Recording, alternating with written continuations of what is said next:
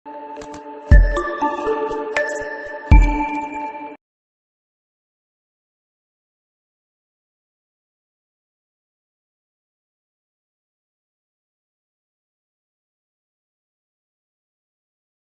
बेटा next topic शुरू करते हैं, process innovation and business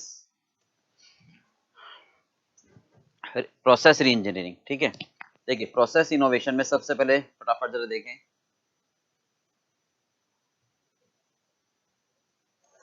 process innovation क्या होता है। प्रोसेस इनोवेशन का मतलब समझो फटाफट क्या होता है, implementation of new process into the organisation. मतलब किसी भी ऑर्गेनाइजेशन में जब हम कोई नए प्रोसेस को इन्वॉल्व करते हैं, पुराने को नहीं सुधारना, वो बीपीआर कहलाएगा। ठीक है, बिजनेस प्रोसेस री इंजीनियरिंग। हम क्या बात करें, कोई भी नया प्रोसेस अगर मैं इंप्लीमेंट करूं इनोवेटिव स्टाइल में, इंप्रूव्ड स्टाइल में, मॉडिफाइड स्टाइल में, जो पुराने वाले को खत्म कर दे और नए तरीके से आए, उसको बोलते हैं प्रोसेस इनोवेशन। ठीक है, तो मैं आपको एक छोटा सा एग्जांपल देता हूं। हम कहते हैं जैसे सॉफ्टी बनाते थे पहले, खाइए कभी सॉफ्टी पुराने जमाने की, तो वो क्या होता था, कोन में 2 रुपए की देता था, 5 रुपए की देता था कोन, मतलब एक छोटे से बर्तन में सॉफ्टी होती थी, उसमें से निकालता था और कोन में भरकर धीरे धीरे भरकर आपको देता था। ठीक है, अब आज उसी प्रोसेस को उसने बदल दिया है, वो ठेले पर बेचते थे, अब आज वही प्रोसेस सॉफ्टी वही है, पर मैगडी में जाओ, ठीक है, तो कोन के अंदर ही होगी, पर वो मशीन से निकलकर अपने आप एकदम शेप में आएगी। तो ये क्या हुआ, प्रोसेस इनोवेशन हुआ, यानी हमने एक नए प्रोसेस को इंट्रोड्यूस कर दिया। ठीक है, जैसे हम अकाउंट्स में बोलें कि सारा काम पहले मैनुअल होता था, अब वो टैली के थ्रू होता है, तो ये प्रोसेस इनोवेशन कहलाया। ओके, यानी change the overall structure of organisation, right भाई, ओवरऑल स्ट्रक्चर को चेंज करता है। बीपीआर में क्या होता है, एग्जिस्टिंग प्रोसेस को सुव्यवस्थित किया जाता है, स्ट्रीमलाइन किया जाता है। यहाँ पर सिग्निफिकेंटली इंप्रूव प्रोडक्शन होता है, सिग्निफिकेंटली चेंज इन टेक्नोलॉजी होता है। ओके, तो हम प्रोसेस इनोवेशन कहाँ कहाँ ले सकते हैं, प्रोडक्शन में, प्रोडक्शन में ले सकते हैं हम, डिलीवरी में और सपोर्ट सिस्टम में। प्रोडक्शन में कैसे ले सकते हैं हम, कि एनहांस करें मैन्युफैक्चरिंग प्रोसेस को, यानी कंप्यूटर सॉफ्टवेयर लगाएं, ईआरपी लगाएं, यानी जो प्रोडक्शन सिस्टम है हमारा उसमें हम सॉफ्टवेयर इंट्रोड्यूस कर दें, राइट भाई, तो वो कहलाता है इनोवेशन। डिलीवरी सिस्टम, जैसे यहाँ एक जगह से लेकर दूसरी जगह ले जाते हम भेजते हैं सामान, तो वो हम कैसे करें, सप्लाई चेन में हमें फायदा होगा, बारकोड लगा दें, ट्रैकिंग सिस्टम लगा दें, इससे पता लगेगा कि हमारा सामान कहाँ तक पहुंचा है। तो ट्रैकिंग सिस्टम, बारकोड, ये प्रोसेस इनोवेशन का पार्ट होते हैं।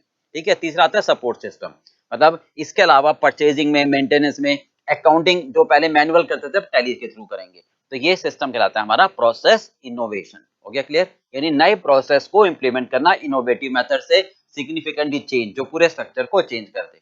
Okay, this is called process innovation. कहाँ का लगता है, प्रोडक्शन में, डिलीवरी में और सप्लाई चेन में। प्रोडक्शन में सॉफ्टवेयर लगा देते हैं, डिलीवरी सिस्टम में बारकोड वगैरह, ट्रैकिंग वगैरह लगा देते हैं ताकि पता लग जाए कि हमारा सामान कहाँ पहुंचा है। सपोर्ट सिस्टम में लगाते हैं, जैसे हम परचेजिंग में लगा दें, मेंटेनेंस में लगा दें, अकाउंटिंग में लगा दें, जैसे tally system.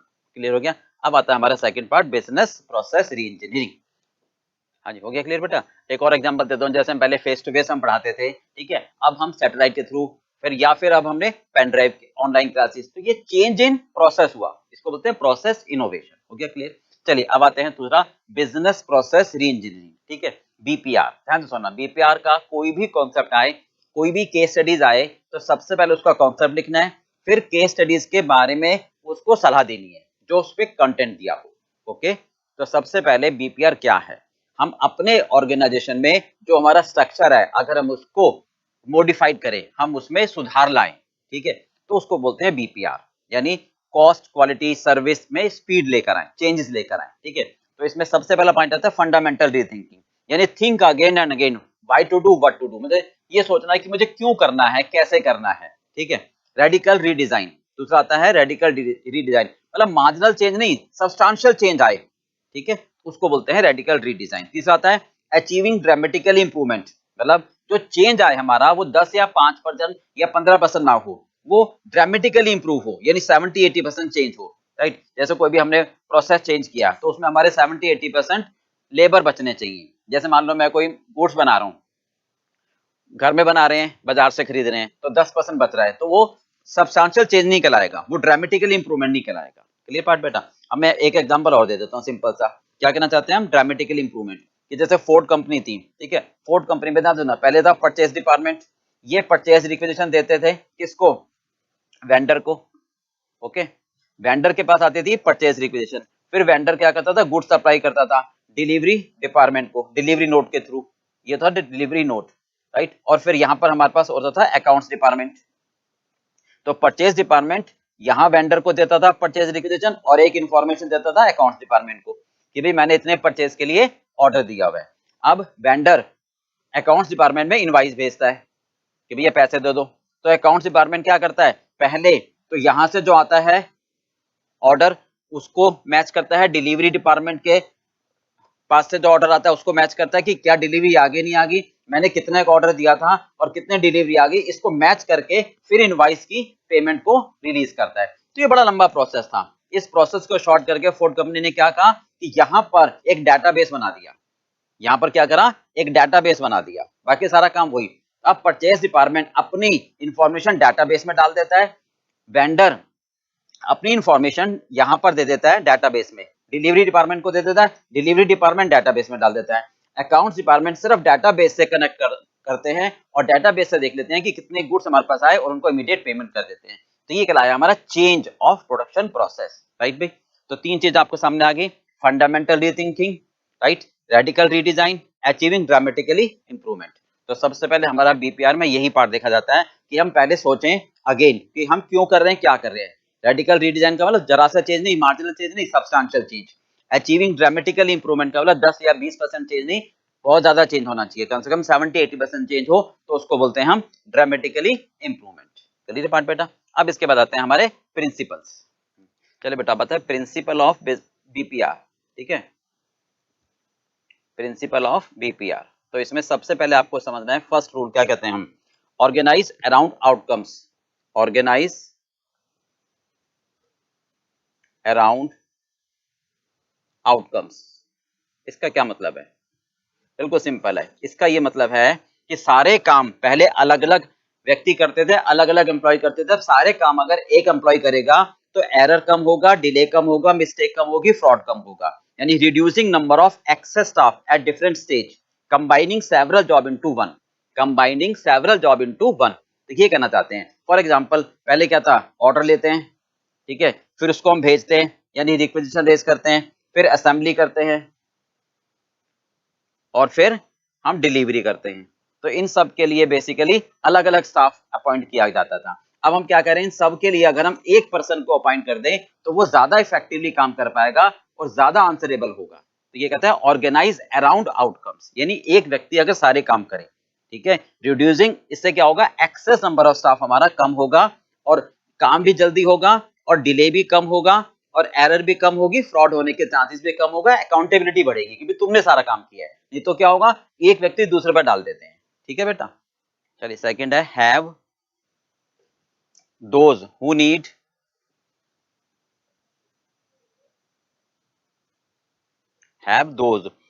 The result of a process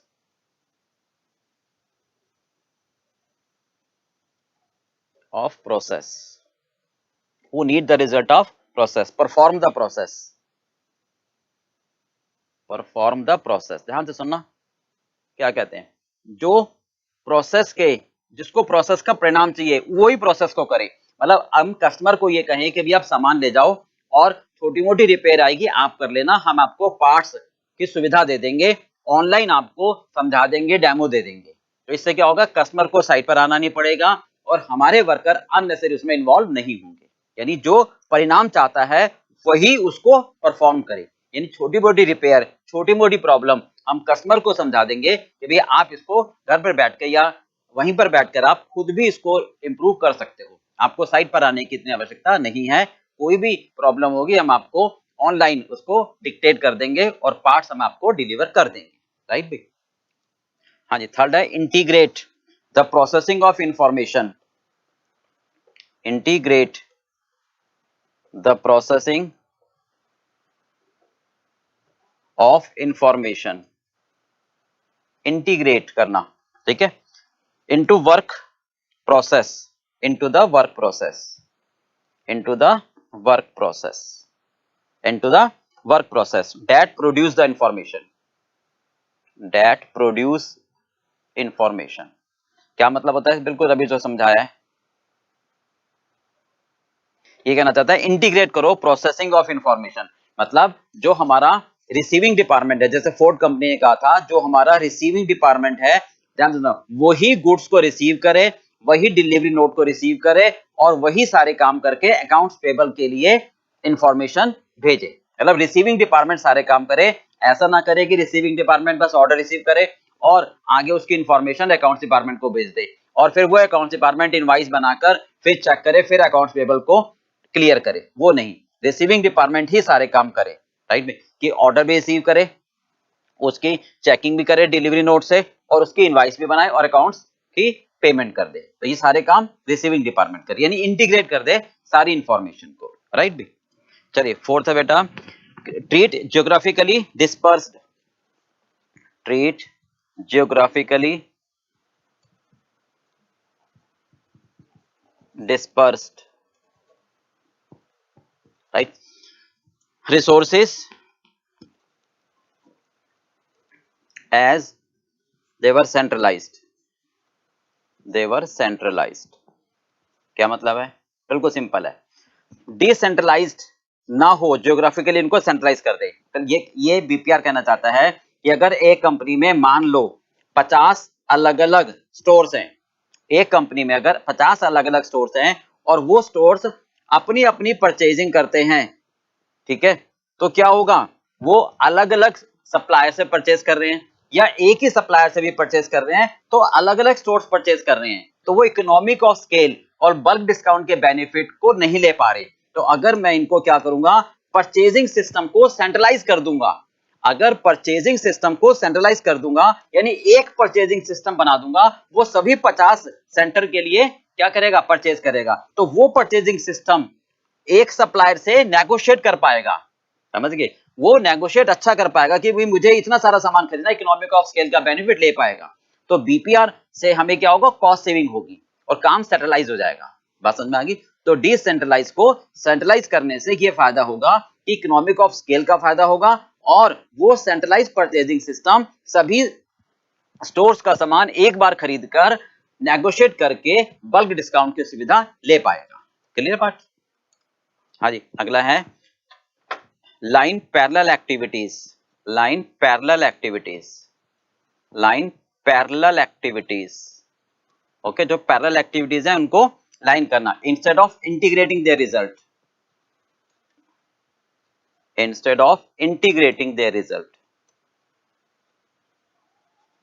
मतलब वो ये कहना चाहता है कि कंबाइंड डाटाबेस बनाओ, शेयर डाटाबेस बनाओ, पहले हर डिपार्टमेंट अपना अपना अलग अलग काम ना करके क्या करें, एक कम्युनिकेशन नेटवर्क बना दो, कम्युनिकेशन नेटवर्क बनाकर एक शेयर डाटाबेस बना दो ताकि वो प्रॉपर आपस में कोऑर्डिनेट कर सकें, राइट भी। तो पैरेलल एक्टिविटीज को कंबाइन करना, कुछ एक्टिविटीज जो पैरेलल हैं उनको हम क्या करेंगे, शेयर डेटाबेस के थ्रू कंबाइन कर देंगे। जैसे कोई लोन एप्लीकेशन प्रोसेस करना है तो वो एक ही सारा काम कर दे, ठीक है, तो इसको बोलते हैं हम लाइन पैरेलल एक्टिविटी, यानी कुछ जो पैरेलल एक्टिविटीज है उनको हम कंबाइन कर दे, राइट। हाँ जी, नेक्स्ट है put the decision point where the work is performed, put the decision point, put the decision point, put the decision point where work is performed, where work is performed. इसका क्या मतलब कहना चाहता है, बिल्कुल सिंपल है, ये कहना चाहता है कि मान लो एक्स व्यक्ति है, वो काम कर रहा है, ठीक है, इसके काम को वाई चेक कर रहा है, इंस्पेक्शन कर रहा है और जेड डिसीजन ले रहा है। तो हम ये कहते हैं, मतलब नॉर्मली, कि जो व्यक्ति काम करता है उसको इतनी नॉलेज नहीं होती कि वो अपने काम को चेक कर पाए और डिसीजन ले पाए। तो अब बीपीआर करके हम सारा काम एक ही व्यक्ति को दे देंगे कि भैया तुम ही काम करो, तुम ही अपने काम को चेक करो और तुम ही डिसीजन लो, ताकि आप रिस्पॉन्सिबल कहलाओगे। यानी put the decision point where work is perform, जहां काम होता है वहीं डिसीजन लिया जाए, तो इससे काम पे डिले नहीं होगा। ओके, ये कहना चाह रहे हैं। हाँ जी, हो गया क्लियर? इसका मतलब है उस व्यक्ति को हम क्या बीपीआर करके एक्सपर्ट बनाए ताकि वो सारा काम कर सके और डिसीजन ले सके, बीपीआर करके हम उसको एक्सपर्ट बनाए। ओके, नेक्स्ट है capture information once, capture information once, capture information once, right, यानी एक ऐसा डेटाबेस बना ले जहां पर सारी इंफॉर्मेशन एक साथ आ जाए और फिर वहां से जिसको इंफॉर्मेशन चाहिए वो कलेक्ट कर ले। ओके, तो ये बीपीआर के हमारे पास क्या क्या हो गए, प्रिंसिपल हो गए। चलिए एक बार फटाफट रिवाइज कर दे। ऑर्गेनाइज अराउंड आउटकम्स, ठीक है, इसका मतलब क्या है कि एक व्यक्ति सारे काम करे, राइट, जैसे ऑर्डर ले रहा है, रिसीव रिक्वेजिशन भेज रहा है, असेंबली कर रहा है, डिलीवरी कर रहा है, तो सारे काम एक ही व्यक्ति करे, ना कि कोई अलग अलग व्यक्ति करे। Have those who need the result of process perform the process, यानी जो परिणाम चाहता है वही काम करे। कस्टमर को ट्रेन कर दो, समझा दो कि जो छोटी मोटी रिपेयर है भैया खुद अपने एंड पर कर लेना, हम आपको सपोर्ट दे देंगे, हम आपको स्पेयर पार्ट्स की सुविधा दे देंगे। Integrate the processing of information into the work process that produce information, right. इसका मतलब ये हुआ कि हाँ, इसका मतलब ये हुआ कि जो प्रोसेसिंग इंफॉर्मेशन है वो एक जगह हो, यानी जो रिसीविंग डिपार्टमेंट है वही गुड्स को रिसीव करे और डिलीवरी नोट को रिसीव करे और फिर अकाउंट्स पेबल की सारी एंट्री पास करे और इनवॉइस वही खुद बना के दे दे। Okay, treat geographically disperse resource, यानी सेंट्रलाइज काम करे। अगर एक कंपनी में 50 मान लो सेंटर है, 50 शॉप है और सबका अलग अलग परचेज करते हैं, तो इसका मतलब इकोनॉमिक ऑफ स्केल को प्राप्त नहीं कर पाएंगे। अगर हमें डिस्काउंट देना है तो एक सेंट्रलाइज परचेजिंग सिस्टम बना ले जो सभी स्टोर्स के लिए एक साथ परचेज करे, ताकि वो वेंडर से नेगोशिएट कर पाएगा। पैरेलल एक्टिविटीज को कंबाइन करना, यानी जो डिफरेंट आपकी एक्टिविटीज होंगी उनको एक साथ कंबाइन कर देना ताकि वो इंटीग्रेट हो सके, ठीक है। Put the decision point where work is performed, मतलब अगर एक्स एक काम कर रहा है, वाई उसको चेक कर रहा है, जेड डिसीजन ले रहा है, तो यानी सारे काम हमें बीपीआर के थ्रू उसको एक्सपर्ट बनाना ताकि वही काम कर सके और वही अपने आप के काम को चेक कर सके और डिसीजन ले सके। कैप्चर इंफॉर्मेशन वन, यानी सारी इंफॉर्मेशन एक ऐसे सॉफ्टवेयर में डेवलप हो जाए ताकि जिसको जो इंफॉर्मेशन चाहिए वो वहां से ले सके, यानी सबको पासवर्ड वगैरह हम दे दें। तो ये कराता है बीपीआर हमारे सिस्टम। अब जो भी केस स्टडीज हम करेंगे, पहले ये सातों पॉइंट लिख देंगे, फिर उसको हम इलस्ट्रेट कर देंगे, right. Now come to the case study. हाँ जी, चलिए बेटा, देखिए नेक्स्ट इसी पर केस स्टडी करते हैं, बिजनेस प्रोसेस री इंजीनियरिंग की, ठीक है। एक बार एक काम करते हैं, मैं आपको पहले 10 मिनट का टाइम देता हूँ, ठीक है, आप इसको ध्यान से पढ़ो, फिर आगे का पार्ट सुनना, राइट। 10 मिनट का टाइम देने का मतलब आप अपनी वीडियो को पॉज कर दो और पहले इसको खुद रीड करो, तभी मेरे समझाने में आपको समझ में आएगा, राइट। तो जस्ट आफ्टर 10 मिनट आप मेरी बात को ध्यान से सुनना, फर्स्ट 10 मिनट में आप इसको रीड करो फटाफट, ओके। अब मैं पढ़ाता हूँ जरा फटाफट। सबसे पहले एक मैं आपको ये बता दूं, कोई भी है केस स्टडी, अब जैसे बीपीआर की केस स्टडी है, तो सबसे पहले बीपीआर का कॉन्सेप्ट लिखना है, सबसे पहले बीपीआर का कॉन्सेप्ट लिखना है, फिर जो केस स्टडीज में बात कही गई है उसको समझाना है। Clear part, nothing change. दोबारा मेन पार्ट ये है, पहले आपको बीपीआर का कॉन्सेप्ट लिखना है, हर केस स्टडी में यही करना, उसका कॉन्सेप्ट लिखना है, फिर उस केस स्टडी के बारे में जो चर्चा की गई है उसको आप अपने सुझाव देने हैं, आपके अपनी राय देनी है उससे related, that is the strategy. Clear है। तो नॉर्मली मैं और बता दूं कि बीपीआर मतलब क्या कहते हैं हम, कि किसी भी कंपनी में उस ऑर्गेनाइजेशन को रिस्ट्रक्चर तैयार करना ताकि वो कंपटीटिव एडवांटेज ले सके। अब जैसे पुराने बार हम ये बात करें, नोकिया था आउट हो रहा है, तो अगर उसको अच्छी तरह से मार्केट में आना है तो बीपीआर को फॉलो करना पड़ेगा, ठीक है। कोई भी कंपनी है जो मार्केट से धीरे धीरे आउट होती है तो उसको बीपीआर फॉलो करे तो वो अपने आप को सर्वाइव कर सकती है, अपने कंपटीटिव एडवांटेज ले सकती है। Clear part. चलिए अब मैं इस बात को करूं, ANI is a government on bank, ठीक है, गवर्नमेंट बैंक है। The bank has over 2500 branches in a country, ठीक है, गवर्नमेंट बैंक है, 2500 ब्रांचेज हैं इसकी, ऑल ओवर द स्टेट, ठीक है, specialised branches. These branches are controlled through 27 zonal office, 4 NBG offices, मतलब इतने तो जोन ऑफिस हैं, इतने दूसरे ऑफिसेज हैं। Government on bank is usually been the first preference for customer while choosing a bank. In the last 6 years, the government has permitted a number of foreign banks to operate within the country in order to solve problem of foreign exchange shortage. मतलब पिछले period में government ने foreign bank को permission दे दी थी, आओ यहाँ पर आके बिजनेस करो, फॉरेन एक्सचेंज की समस्या को सॉल्व करने के लिए, और फॉरेन ट्रेड भी शुरू करें, ठीक है, to promote economical development. These foreign bank offer diverse range of services such as direct access to executive management. मतलब ये जो फॉरेन बैंक थे इनमें अच्छी सर्विसेज थी और कस्टमर डायरेक्ट मैनेजमेंट से एक्सेस कर सकता था, इंटरेक्ट कर सकता था, single point of contact to the coordinate all banking needs, और एक पॉइंट पर उसको कांटेक्ट करना, सारी जरूरतें उसकी पूरी हो जाएंगी। ये नहीं कि ये इस काम के लिए इस विंडो पर जाओ, इस काम के लिए इस विंडो पर जाओ, ये कहना चाह रहे हैं, ठीक है। अपॉइंटमेंट बैंकिंग सेव टाइम, इससे हमारा टाइम बचता था, ठीक है। फ्री ऑनलाइन बैंकिंग सर्विसेज 24/7, कभी भी आप ऑनलाइन बैंकिंग सर्विस कर सकते हो, बस आपके पास इंटरनेट होना चाहिए, जाने की जरूरत नहीं पड़ती थी। फ्री अनलिमिटेड एटीएम एक्सेस, ठीक है, कभी भी आप पैसा निकाल सकते हो, ये सारे फॉरेन बैंक की सुविधाएं थी। इसके विपरीत ANI has very elementary information system, हमारा सिर्फ एक बेसिक सिस्टम था, covering only for internal transaction handling and accounting activities, ठीक है। Customer have to visit bank to carry out transaction, customer को बैंक आना पड़ता था कि भाई मेरा बैलेंस कितना है, मुझे पैसे जमा कराने हैं, मुझे पैसे निकालने हैं, मुझे एक से दूसरे अकाउंट में पैसे ट्रांसफर करने हैं, ठीक है। मतलब सारी बैंकिंग एक्टिविटीज के लिए customer will have to visit, okay, जबकि फॉरेन बैंक में ऐसा नहीं था, वो सारा ऑनलाइन कर सकता था। ऑफन हमेशा कस्टमर कंप्लेन करता था कि सर मेरा तो टाइम बेकार हो जाता है, और clerical staff of the bank can attend only few customer, और सर मैं तो खड़ा रहता हूँ लाइन में, आपके जो स्टाफ है वो तो केवल कुछ कस्टमर को ही दे पाते हैं time. Customer services evaluation has never been undertaken by, और कस्टमर सर्विस को कभी आपने देखा ही नहीं, इवैल्यूएट ही नहीं करा कि क्या जा रही है। Other process new account application और कॉम्प्लेक्स, और अच्छा नया अकाउंट खोलना तो वो भी बड़ा कॉम्प्लेक्स प्रोसीजर है, इतने सारे फॉर्म है, ठीक है। Completion of many documents, sir 10 form दे देते हैं, ये सारे फॉर्म भरो। Board of directors were worried from growing popularity of news style, अब हमारे जो बोर्ड ऑफ डायरेक्टर थे वो इस बात से चिंतित हो गए कि इसका मतलब है कि हम बिजनेस से आउट हो जाएंगे, वही बात आ गई। बोर्ड ऑफ डायरेक्टर ने ये मीटिंग करी, ठीक है, कि भी करंट सर्विसेज में शॉर्टफॉल है, और री इंजीनियरिंग, बिजनेस को री इंजीनियर को, बेसिकली री इंजीनियर का मतलब था रीस्ट्रक्चर करना, ताकि टाइम कम से कम लगे, ओके। चलिए, advise how business process reengineering can be used to improve current process. तो सबसे पहले मुझे क्या करना है, इसमें ध्यान से सुनते जाना कि बीपीआर को डिफाइन करना है, ठीक है। फिर एएनआई के बारे में बताना है कि दूसरे बैंक ये सारी सुविधाएं दे रहे हैं, तो वो सारी सुविधाएं एएनआई को भी देनी चाहिए, दैट्स ऑल, बस हो गया। अब सबसे पहले सुनते जाओ, बीपीआर एक फंडामेंटल रीथिंकिंग है, ये लिखना है। Radical redesign of business process है, ताकि मैं ड्रामेटिकल इंप्रूवमेंट ला सकूं, किसमें, कॉस्ट, क्वालिटी, स्पीड, सर्विसेज में, क्लियर है, किसमें, कॉस्ट, क्वालिटी, सर्विस और स्पीड में ड्रामेटिकली मैं इंप्रूवमेंट ला सकूं, ये फंडामेंटल रीथिंकिंग है, रेडिकल रीडिजाइन है, क्लियर है।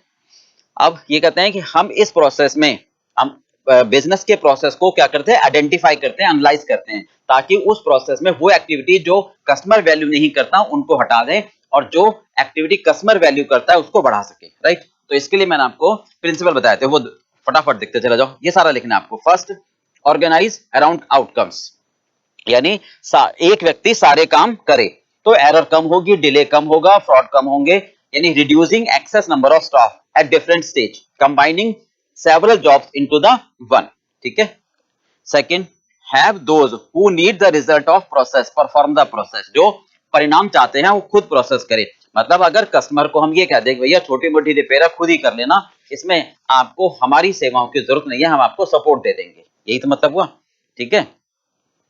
इंटीग्रेट, हाँ जी, ये कहते हैं integrate the processing of information into the work in process that produce the information, right भाई। इसका मतलब है कि जो रिसीविंग डिपार्टमेंट है, जैसे गुड्स रिसीव करता है, तो वही गुड्स की सारी इंफॉर्मेशन अकाउंट्स पेबल डिपार्टमेंट को दे दे, ये इतना यहाँ पे लिखना है, मतलब एक कॉन्सेप्ट लिखना है पहले तो। Treat geographically disperse resources as through their centralized, मतलब एक अगर हेड ऑफिस के अलग अलग 50 स्टोर हैं और सबको ये कहा कि आप अपने वेंडर से परचेज करो, तो हो सकता है कि उनको डिस्काउंट का बेनिफिट ना मिले। एक अगर जोनल ऑफिस, यहां पर भी एक लिंक कर सकते हो कि एएनआई अगर अपने एक हेड ऑफिस को ही ऑथराइज कर दे कि सभी ब्रांचेस के लिए स्टेशनरी आपको परचेज करनी है, ठीक है, कोई भी आपको अगर सामान खरीदना है तो एक परचेज करे सभी वेंडर से, तो इकोनॉमिक ऑफ स्केल का फायदा भी होगा और डिस्काउंट का भी फायदा होगा, right. Line parallel activities instead of integrating, मतलब जो पैरेलल एक्टिविटीज हैं, ठीक है, जैसे अकाउंट्स खोलना है, कस्टमर की प्रॉब्लम है, अकाउंट बैलेंस कितना है, शीट निकालनी है, या उसको अकाउंट ट्रांसफर करना है, तो ये पैरेलल एक्टिविटीज है, ये एक ही एम्प्लॉय कर दे बनिस्बत इसके कि कस्टमर को डिफरेंट जगह जाना पड़े, क्लियर पार्ट भी।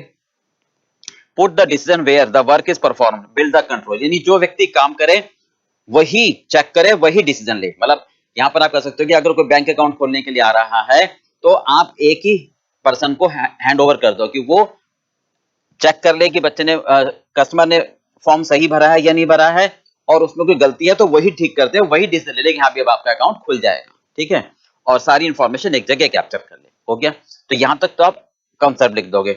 अब उसके बाद एएनआई के बारे में बताना है, क्या ध्यान से देखो, आप ये बताओगे कि sir foreign bank will provide the following services, क्या 24/7 एटीएम सर्विसेज, यहां से लिख दोगे एज इट इज, ठीक है। These foreign bank offer device range, यहां से लेकर एज इट इज लिखना है आपको, क्या क्या service, direct access to executive management, single point of contact, coordinate all banking needs, appointment banking है, save time, free online banking services, 24/7 free unlimited, right. यहां तक आपको लिखना है कि भाई जो फॉरेन बैंक है ये सारी सुविधाएं दे रहे हैं। तो एएनआई को कंपटीशन फेस करने की वजह से इन सारी एक्टिविटीज को इनकॉर्पोरेट करना पड़ेगा। क्लियर पार्ट भाई? क्या क्या, सबसे पहले कि अगर उसको नया अकाउंट खोलना है किसी भी कस्टमर को, तो वन फॉर्म इज रिक्वायर्ड जिसमें सारी इंफॉर्मेशन एक जगह हो, ना कि मल्टीपल फॉर्म में हो। तो ये आप सुविधा दोगे उसको, ये समझाओगे।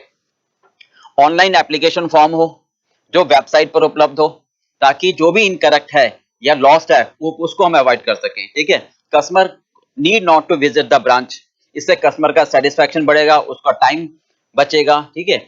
ऑनलाइन ऑथेंटिकेशन दे दे हम, अननेसेसरी स्टाफ की एक्टिविटी हमारी रिड्यूस हो जाएगी, ठीक है। इससे क्या होगा, हो सकता है हमारी शॉर्ट टर्म में कॉस्ट बढ़ जाए बट लॉन्ग टर्म में हमें फायदा होगा। इससे मैनुअल एक्टिविटी कम होगी, service of speed of customer हमारी बढ़ेगी, एफिशिएंसी बढ़ेगी, प्रॉफिटेबिलिटी बढ़ेगा और कस्टमर सेटिस्फैक्शन बढ़ेगी। तो ये हम बाद में सलाह दे देंगे। हो गया क्लियर भाई? ये लिखना है, एक बार फटाफट रिपीट कर दूं। सबसे पहले आपको बीपीआर का कॉन्सेप्ट समझाना है कि बीपीआर क्या बला है।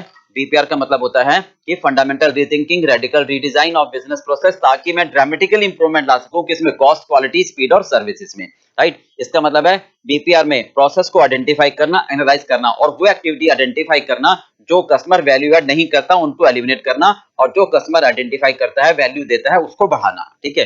तो बीपीआर के प्रिंसिपल लिख देना फिर आप। क्या क्या, ऑर्गेनाइज अराउंड आउटकम्स, यानी एक व्यक्ति सारे काम करे, ठीक है। तो एरर कम होगी, डिले कम होगा, फ्रॉड कम होगा और एक्सेस स्टाफ डिफरेंट स्टेजेस पर कम हो जाएंगे, राइट। कंबाइन, हैव दोज, मतलब कंबाइन करना कुछ एक्टिविटीज को, have those who needs the result of the process perform the process, right. इसका मतलब क्या है कि हम कस्टमर को ये कह दें कि छोटी मोटी प्रॉब्लम होगा आप खुद ही सॉल्व कर सकते हो, आपको बैंक आने की कोई आवश्यकता नहीं है। जैसे फैक्ट्री में हम कह सकते हैं कि आप छोटे मोटे प्रोडक्ट में रिपेयरिंग हो आप खुद करें ना, हम आपको सपोर्ट दे देंगे, राइट भाई। तीसरा, इंटीग्रेटिंग, राइट, कि अगर एक बैंक में डिफरेंट जगह आपकी ब्रांचेस खुली हुई हैं, तो उन ब्रांचेस को अगर आपने कहा कि भाई आप अपनी स्टेशनरी खुद खरीदो, तो वो हो सकता है महंगी मिले। तो हेड ऑफिस को ये चाहिए कि सबकी सेंट्रलाइज परचेजिंग कर ले ताकि बल्क डिस्काउंट मिले और इकोनॉमिक ऑफ स्केल का भी फायदा हो, राइट। पैरेलल एक्टिविटीज को कंबाइन कर दे, ठीक है। और सारा डिसीजन जो व्यक्ति काम कर रहा है, यानी जो व्यक्ति कस्टमर से फॉर्म ले रहा है वही चेक कर ले, वही डिसीजन ले ले, ओके, राइट। और सारी इंफॉर्मेशन एक जगह। अब या इसके बाद क्या लिखोगे, ये सारी कि फॉरेन बैंक ये सारी सुविधाएं दे रहा है, तो इसका मतलब ये सारी सुविधाएं आपको भी देनी चाहिए, ओके। क्या कहोगे आप कि भाई हम ये कहते हैं कि एएनआई बैंक को भी एक फॉर्म रखना चाहिए जिसमें सारी इंफॉर्मेशन हो, ऑनलाइन एप्लीकेशन फॉर्म रखे ताकि, और जो ऑनलाइन एप्लीकेशन फॉर्म हो वो वेबसाइट पर अपलोड कर दे ताकि इनकरेक्ट इंफॉर्मेशन को बचाया जा सके और कस्टमर को ब्रांच में आने की जरूरत ना हो, कस्टमर का सेटिस्फैक्शन हो, ऑनलाइन ही ऑथेंटिकेशन हो जाए, ठीक है। इससे हमारा अननेसेसरी स्टाफ एक्टिविटीज बढ़ेगी, कस्टमर का टाइम बचेगा, उसका सेटिस्फैक्शन बढ़ेगा, ठीक है। हो सकता है हमारी कॉस्ट टेक्नोलॉजी में बढ़ जाए बट ये लॉन्ग टर्म में हमारे को फायदा देगा, प्रॉफिटेबिलिटी बढ़ेगी, एफिशिएंसी बढ़ेगी और मैनुअल एक्टिविटी कम होगी, कस्टमर का सेटिस्फैक्शन होगा। क्लियर पार्ट भी? तो हम कंपटीशन को फेस कर पाएंगे। हो गया क्लियर? चलिए बेटा, नेक्स्ट केस स्टडी आप पढ़ो इतने 10 मिनट तक, फिर हम शुरू करेंगे। आप इसको पहले पॉज कर देना, ठीक है। ANA is a one of the country I as top footwear, okay. चलिए एक बार इसको पढ़ो फटाफट। चलिए बेटा फटाफट पढ़े, क्या कहता है। ANA is one of the country top footwear company and other equipment since foundation इन 88, ठीक है। ये मतलब एक अपनी बैकग्राउंड बता रहे हैं, ओके। इस पैराग्राफ में सिर्फ एक बैकग्राउंड बता रहे हैं। यहां से देखते हैं, ANA is organised into conventional function department such as procurement and order basis, sales and finance, most of which have their non reliable excel sheet base. ये अभी प्रेजेंट बता रहा है कि हम एक क्या करते हैं, ट्रेडिशनल फंक्शन सिस्टम है कि ऑर्डर लेते हैं, ठीक है, सेल्स के आधार पर, फिर हम उसको देखते हैं हम उसको पूरा कर पाएंगे या नहीं कर पाएंगे, फिर हम हमारे पास एक नॉन रिलायबल बस एक्सेल शीट बेस्ड है जिस पर आप बहुत ज्यादा रिलाई नहीं कर सकते हो, ठीक है प्लानिंग और रिपोर्टिंग के लिए। ये प्रेजेंट सिस्टम की बात कर रहा है। कॉन्सिक्वेंटली इस वजह से क्या होता है कि हम एक्यूरेटली, टाइमली और कंसिस्टेंट इंफॉर्मेशन मॉनिटर नहीं कर पाते अपनी परफॉर्मेंस को, और हम फेल हो जाते हैं परफॉर्मेंस अचीव करने में और टारगेट को अचीव करने में। ठीक है, ये प्रेजेंट सिस्टम बता रहा है। Country I footwear market is competitive, अब मार्केट कॉम्पिटिटिव होती है। ठीक है, तो वो कहते हैं ये दो आपके पास मेन डिमांड है, footwear at lower price to pass it on the customer, सस्ता चाहिए हर कस्टमर को, supplier to meet performance and delivery target relating to lead time and quality. ठीक है, कि सप्लायर एक ऐसा हो जो मुझे टाइम से गुड, दो चीजें होगी, अच्छा और क्वालिटेटिव दे दे हमारे को, राइट। चलिए, in order to comply with the retailers demand, competitors have discontinued all their own manufacturing facility। अब क्या कह रहे हैं, रिटेलर की डिमांड बढ़ने की वजह से जो हमारे कंपटीटर्स हैं उन्होंने तो लगभग प्रोडक्शन बंद कर दिया और सारा आउटसोर्स करना शुरू कर दिया। ठीक है, जो ज्यादा प्रोडक्शन करते हैं क्योंकि उनकी कॉस्ट कम आती है। तो to reduce shipment cost over distance, competitor have invested in advance procurement software to consolidate order so that each 40 foot shipping container gets fully loaded. ठीक है, अब ज्यादा ऑर्डर आते हैं तो वो फुल्ली लोडेड कन्वेंस के थ्रू हमें भेज देते हैं। Purchase invoice processing is also automatically integration of information system into the supplier software. समझ गए कि जो परचेज इनवाइस है वो भी हम डायरेक्टली इंटीग्रेटेड सप्लायर को भेज देते हैं, तो हमें बार बार पूरे प्रोसीजर को फॉलो करने की जरूरत नहीं रहती है। अब प्रपोज क्या है, आउटसोर्स। अब मेरे पास क्या है, ये तो जरूरत हो गई। वो कहता है in order to mitigate cost, यानी कॉस्ट को मीट करने के लिए it has been proposed to outsource the manufacturing of footwear to China supplier. ठीक है, जो कि एक इतने किलोमीटर दूर है, मतलब मैं अपना काम जो मैन्युफैक्चरिंग कर रहा हूं अगर मैं आउटसोर्स कर दूं तो वो बहुत दूर है। खैर, और कंपैरिजन आपको ये बता रहा है। ठीक है, मैन्युफैक्चरिंग कॉस्ट आ रही है मेरे पास पर पेयर की इतने बी 625 BND, 625 BND। ठीक है, बैरल डॉलर। आउटसोर्स करते हैं चाइना यान 28 में। Country I is the home country is the BN, ये इनकी करेंसी है, एक चाइना यान के 18। ठीक है, in addition to the purchase cost from the supply, ये ध्यान से देखना, ANA will be subject to pay for shipping cost. अगर मैं बाहर से खरीदूंगा तो मुझे 40,000 BND ये डॉलर देने पड़ेंगे। ठीक है, किसके लिए, 5,000 पेयर के लिए फुल्ली लोडेड, तो इसका मतलब 40,000 डिवाइडेड बाई 5,000। ठीक है, custom tariff are expected to change soon. Footwear import into ANI home country might be subject to 10% basic custom duty। अब अगर वही कहते हैं कि कस्टम टैरिफ चेंज हो रहा है, क्या 10% तो बेसिक कस्टम ड्यूटी बढ़ रही है और 10% उस पर सरचार्ज, यानी जो 10% कस्टम ड्यूटी बढ़ेगी उसका 10% surcharge on assessable value of import excluding shipping cost. समझ गए, on assessable value of import यानी CIF वैल्यू हो गई, शिपिंग कॉस्ट इसमें नहीं आएगी, ये CIF वैल्यू होगी। यानी अगर मैं ये वाला ऑप्शन लेता हूं जब आएगा फ्यूचर में तो फिर मुझे शिपिंग कॉस्ट का खर्चा नहीं करना, वो उसी में आ गया क्योंकि ये CIF वैल्यू आ गई। ठीक है, therefore to implement the proposal restructuring financial department multidisciplinary term are needed to several bar, each term is required to perform all activities related to buyer account management from order taking, यानी सारे काम एक साथ करें, procurement to arranging shipping and after sale service. ठीक है, मतलब हम अपना स्टाफ को ट्रेन कर दें कि भैया तुम वहां से सप्लायर से ट्रीट करोगे, लोगे, डिलीवरी लोगे, इनवाइस बना के भेजोगे। Team members dealing with the buyer will work company corporate office, वो सारे ऑफिस में काम करेंगे कॉर्पोरेट वाले में।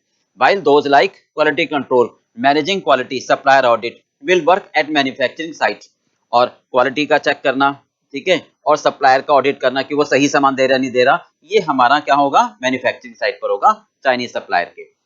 Teams will be given greater independence of selling price to reflect market condition or setting the price based on value of the product perception to the customer. Many support staff will work as helper roles and offer new jobs opportunity overseas after the reconstruction। मतलब हम staff को हटा देंगे, ठीक है, और उनके लिए एक नई ऑफर जॉब अपॉर्चुनिटीज होंगी ओवरसीज आफ्टर रिकंस्ट्रक्शन।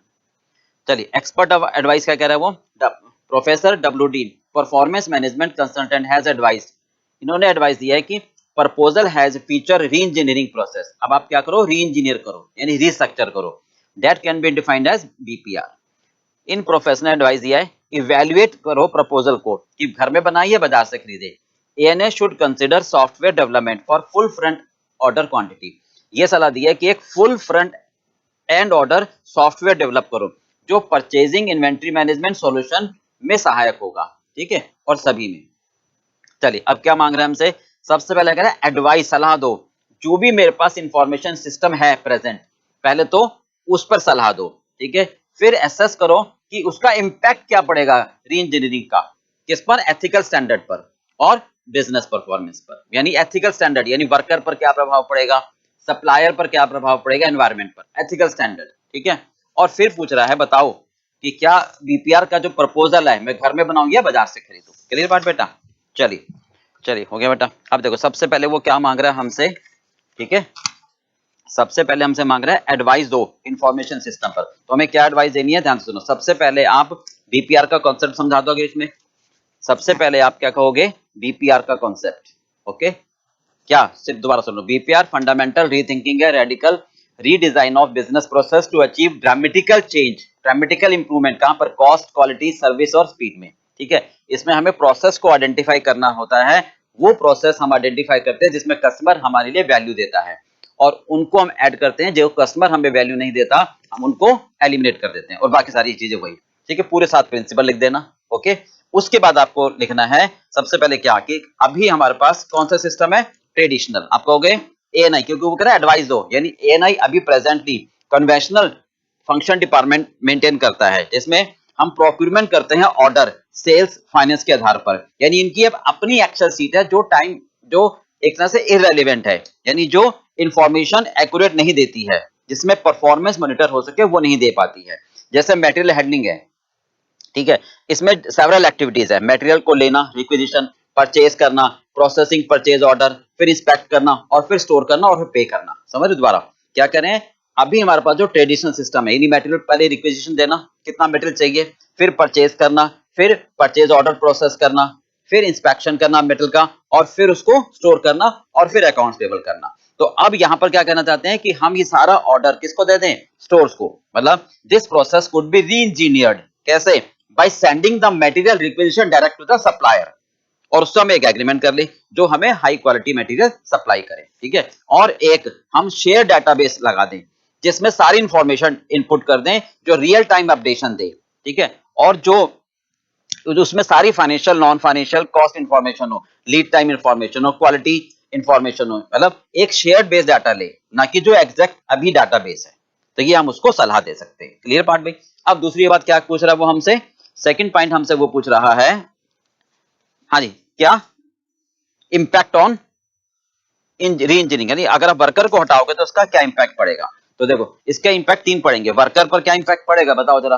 वर्कर पर इंपैक्ट ये पड़ेगा कि जब वर्कर को हटाओगे तो डिससैटिस्फैक्शन बढ़ेगा, लेबर टर्नओवर बढ़ेगी, प्रोडक्टिविटी कम होगी, क्योंकि उनको कहीं और जॉब तो मिलने वाली नहीं है, राइट भाई। और अगर हम उनको अपॉइंट करेंगे दूसरी जगह तो वो अनफेमिलियर रोल्स में अपॉइंटमेंट होगी, ठीक है। ये उनका एक एथिकल इफेक्ट आ जाएगा। हाँ, कहीं कहीं मोटिवेशन हो सकता है कि उनको नया काम मिले इंडिविजुअल परफॉर्मेंस के बेसिस पर, ठीक है। तो वर्कर के हिसाब से तो ये एक नेगेटिव इफेक्ट आएगा। क्या, लेबर टर्नओवर बढ़ेगी, प्रोडक्टिविटी कम हो जाएगी, क्योंकि जब हम आप उनको हटाओगे तो रेड्यूडेंट हो जाएंगे, बेकार हो जाएंगे, क्योंकि आप सारे कामों को ऑनलाइन करोगे, सारे कामों को, एक्टिविटीज को मर्ज करोगे री इंजीनियरिंग करके। तो वो पूछ रहा है एथिकल इफेक्ट क्या पड़ेगा। तो वर्कर रेड्यूडेंट हो जाएंगे, प्रोडक्टिविटी कम होगी, लेबर टर्नओवर बढ़ेगी, डिससैटिस्फैक्शन बढ़ेगा, ठीक है, उनको उनके मुताबिक काम नहीं मिलेगा, राइट भाई। बट कहीं ना कहीं एक जगह मोटिवेशनल फैक्टर भी आ सकता है थोड़ा बहुत कि उनको नया काम मिले, राइट भाई। चलिए अब दूसरा, सप्लायर। सप्लायर के लिए क्या कहेंगे, अगर हमारा सप्लायर जो चाइना सप्लायर है उसकी उसकी रेपुटेशन पर हमें फर्क पड़ेगा। अगर उसकी रेपुटेशन ज्यादा अच्छी नहीं हुई तो इन्वेस्टर हमारी कंपनी में पैसा नहीं लगाएगा, कस्टमर हमसे गुड्स नहीं खरीदेगा, जिससे हमें फाइनेंशियल लॉस होगा। ये एक एथिकल इंपैक्ट पड़ेगा। होगी बात समझ में, वर्कर पर और सप्लायर पर। क्लियर पार्ट भाई। तो सबसे पहले क्या कहोगे, बीपीआर को डिफाइन करोगे, ठीक है। फिर ये कहोगे प्रेजेंट सिस्टम हमारा ये है कि उनका डाटाबेस सिस्टम है, हमें एक शेयर डाटाबेस सिस्टम रखना है जिसमें सारी इंफॉर्मेशन हो, कॉस्टिंग इन्फॉर्मेशन हो, फाइनेंशियल हो, नॉन इन्फॉर्मेशन हो, बजट की इन्फॉर्मेशन हो, जो आपको बता दिए कि मटेरियल पहले परचेज करते हैं, रिक्विजिशन देते हैं, फिर वो सप्लायर को चेक करते हैं, फिर पेमेंट करते हैं। तो ये सारी इंफॉर्मेशन क्या दे दें हम, सप्लायर को दे दें पहले से ही, ताकि वो एक क्वालिटेटिव मटेरियल में टाइम से डिलीवर कर सके, ठीक है। एथिकल में वर्कर, वर्कर के क्या कहोगे कि अगर वर्कर को हटा दोगे तो रेड्यूडेंट हो जाएगा, उसकी सेटिस्फैक्शन कम होगी, लेबर टर्नओवर बढ़ेगी, प्रोडक्टिविटी कम होगी। बस कहीं ना कहीं एक मोटिवेशनल फैक्टर आ सकता है कि ठीक है उनको हम नया काम दे रहे हैं, ठीक है। सप्लायर, अगर सप्लायर की रेपुटेशन अच्छी नहीं हुई तो हमारे इन्वेस्टर हमें पैसा नहीं लगाएंगे हमारी कंपनी में, कस्टमर हमसे माल नहीं खरीदेगा, प्रॉफिटेबिलिटी डाउन हो जाएगी। ओके, अब तीसरा ध्यान से देखो, थर्ड पॉइंट क्या पूछ रहा है वो आपसे, थर्ड पॉइंट में आपसे पूछ रहा है इवेल्युएट, ध्यान से देखना, थर्ड पॉइंट में आपसे पूछ रहा है इवेल्युएट यानी बनाए या फिर खरीदे, ठीक है। थर्ड पॉइंट में आपसे क्या पूछ रहा है, बनाए या फिर खरीदे, ठीक है। ध्यान से देखिए, अब अगर हम इसमें क्या करते हैं, स्टेटमेंट बना लेते हैं, बिल्कुल सिंपल है थर्ड पार्ट। चलिए बेटा, थर्ड पार्ट में कह रहा है वो इवैल्यूएशन, इवैल्यूएशन का मतलब आपको बताना है कि घर में बनाए या खरीदे, तो उसके लिए हम क्या करते हैं, स्टेटमेंट बना लेते हैं, ठीक है। Statement of comparative cost, statement of comparative cost जो हमने मेक और बाई में करी थी वो सिंपल है, ठीक है। अगर हम मैन्युफैक्चरिंग करेंगे तो देखो कितनी कॉस्ट आ रही है हमारे पास, मैन्युफैक्चरिंग करें miss Brunei dollar 625 Brunei dollar आ रही है, ओके। परचेज करोगे तो देखो कितनी आ रही है, हाँ जी, चाइना यान कितनी है, चाइना यान 28 चाइना यान, और एक चाइना यान कितने का है देखो जरा, 18 का, तो ये आ जाएगा हमारे पास 504, okay. Transportation cost, transportation cost कितनी है हमारे पास, 40,000 है 5000 के लिए, ओके, तो कितनी आ गई 8, इसका मतलब 512। तो अगर बाजार से खरीदोगे तो हाँ सस्ता तो पड़ेगा, ठीक है, बट कितना सस्ता पड़ेगा, डिफरेंस निकाल लो, कितना डिफरेंस आ रहा है, कैलकुलेट करते हैं, 113। ये सेविंग है परचेज करने में, हाँ सेविंग तो है परचेज करने में, पर मुझे लग रहा है बहुत ज्यादा सेविंग नहीं है, ओके। कितनी सेविंग हो गई, आउट ऑफ परसेंटेज निकालो इनटू 100 करके, लगभग 18% के करीब। तो आप कहोगे बीपीआर इतना ज्यादा, इतने के लिए हम नहीं करेंगे बीपीआर, मतलब बीपीआर से हमें 70-80% फायदा होना चाहिए, सब्सटेंशियल इंक्रीमेंटल मार्जिन के लिए हम नहीं करते हैं, ओके। अब आते हैं सेकंड आगे, अब वो कहता है कि चेंज हो जाता है, एक तो ट्रांसपोर्टेशन कॉस्ट हट जाएगी बट रेट बढ़ेंगे, तो वो देखो जरा कितना आएगा, ब्रुनेई डॉलर में तो 625 ही रहेगा मैन्युफैक्चरिंग पे। अब परचेज कॉस्ट कितनी हो जाएगी, 28 प्लस 10% बढ़ेगा कस्टम ड्यूटी, इसका 10% सरचार्ज, इसका 10% सरचार्ज, राइट, 0.28 हो जाएगा, रेट कितना है 18। बट ध्यान रखना ये एक्सक्लूडिंग, अब इसमें शिपिंग कॉस्ट नहीं आएगी क्योंकि अब CIF वैल्यू बन गई, ठीक है। तो ये हो गया आपका, मल्टीप्लाई करो 554.904। अब सेविंग कितनी आ रही है, अब सेविंग देख लो कितनी आ रही है, तो ये सेविंग कितनी है, ये चेक कर लेते हैं, टोटल कितनी आ रही है, लगभग 11%, ठीक है। तो आप कहोगे फायदा नहीं है, पहले ही बेटर था, ठीक है। तो आप कहोगे बीपीआर हमारे लिए, चाइना सब्सिडी, चाइना से खरीदना हमारे लिए उतना फायदेमंद नहीं है। दूसरा आप ये भी कहोगे कि देखो एक तो इतनी, अब मेक और बाई में और क्या था कि सस्ता तो मिल रहा है, ऑन टाइम डिलीवरी मिले और क्वालिटी मिले। अब उसके बारे में लिख दोगे कि भैया सस्ता तो मिल रहा है बट हो सकता है उसका लीड टाइम ज्यादा बढ़ जाए क्योंकि इतनी दूरी से मंगा रहे हैं हम, बट एडवांस में मंगा लेंगे तो उस समस्या को दूर कर सकते हैं। मतलब अगर ये परसेंटेज ज्यादा होती तो हम ऑब्वियसली परचेज कर लेते, और लीड टाइम हाँ ज्यादा होगा क्योंकि वो दूर बैठा है, बट हम क्योंकि एडवांस में खरीदेंगे तो लीड टाइम की समस्या खत्म हो सकती है। दूसरा क्वालिटी, तो वो ये कह रहे हैं कि भाई हम यहाँ पर सिस्टम ऑडिट यानी अपने सप्लायर का हम ऑडिट अपने एम्प्लॉय को ट्रेन करके समझा सकते हैं कि भाई उसकी क्वालिटी चेक करते रहे, तो बीपीआर उस सेंस में हम अप्लाई कर सकते हैं अगर ये सेविंग ज्यादा होती तो। क्लियर हो गया बात बेटा, चलिए ये हो गया हमारा कंसेप्ट किसका, बीपीआर का।